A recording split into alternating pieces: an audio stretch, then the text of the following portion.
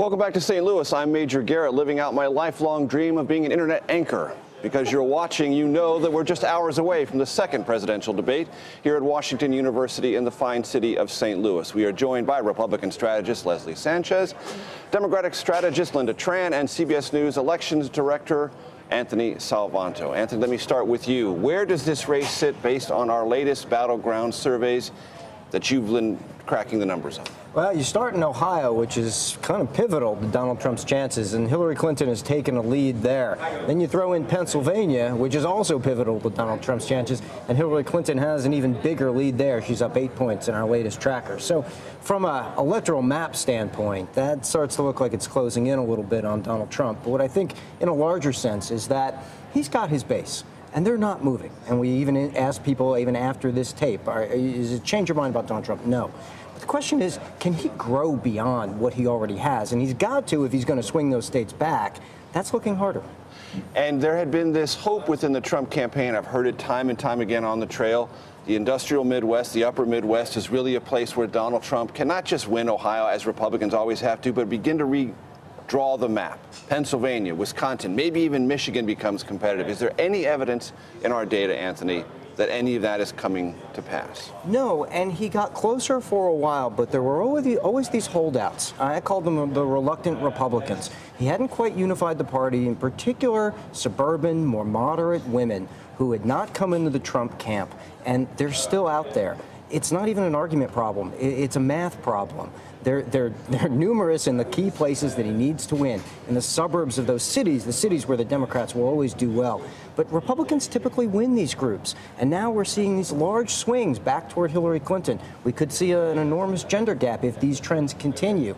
So unless he starts to pull them back, then no, you just can't add up enough votes, even from the Trump base, to swing these kinds of states. Leslie, as we've all learned, this election has been an exercise in contrarians telling elites they're wrong and showing them that all their modeling and assumptions and previous history, mine included, can be toppled by someone who is a completely new factor in American politics, namely Donald Trump.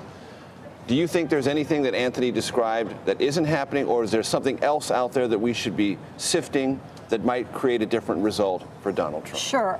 A couple of things to keep in mind. One, we know 9 to 12 million more individuals should be turning out. It's hard to say where this tape, whether the tape is going to depress vote. That's more the issue in terms of squashing intensity. But we know in an open seat election, traditionally 9 to 12 million more people. We know that Ohio River Valley that we're talking about, working class white voters, have really not solidified like they used to in the Democratic base. That was the opportunity. Two very strong books that talked about it's a major concern for the Democratic Party. And third is there is a realignment we have said has been coming. We are way overdue in terms of the party structures not having the same DNA as they have before. And that is what we're seeing now. It started with the Tea Party. It started, you could argue it went back to 92, but you have floating voters that are coming in and out when they feel the country's in trouble. We don't quite know where they're going to fall. I do believe many of the people who say they're undecided are decided, but they're not necessarily committed to those particular candidates. Linda, your observations based on the last 48 hours. Saturday Night Live had this great segment where they showed,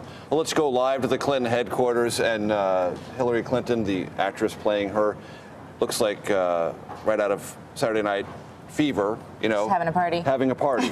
Is that the general Democratic reaction? Ought that to be the general Democratic reaction to this tape? I expect that there was some level of mirth and glee at least 2 days ago when this first came to light. I mean, this is not just any moment during the cycle, but a very, very important moment. It's when people are paying attention. It came after the first presidential debate when, as we know, somewhere between 84 million and 99 million people tuned in.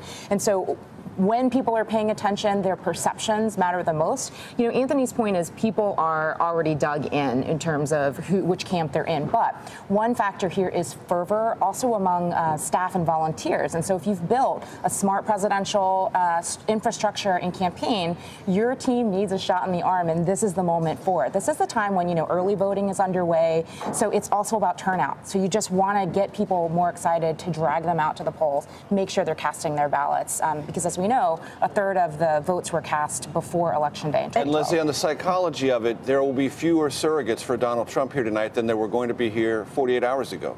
Several canceled. And there They were said, fewer "I'm not- last week." And I'm not coming. Men and women. I was supposed to be there. I wanted to be there. Right. But this is a deal breaker for me. Sure.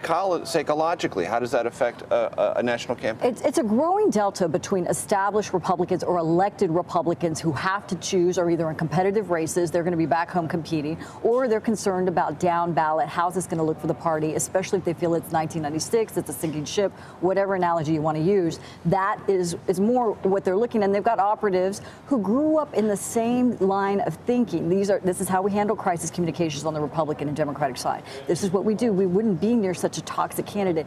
But there is a movement oriented around this nominee that has not been explained sufficiently. And so staying away, being quiet is really kind of their past, and they're leaving Donald Trump to do what Donald Trump does. Anthony,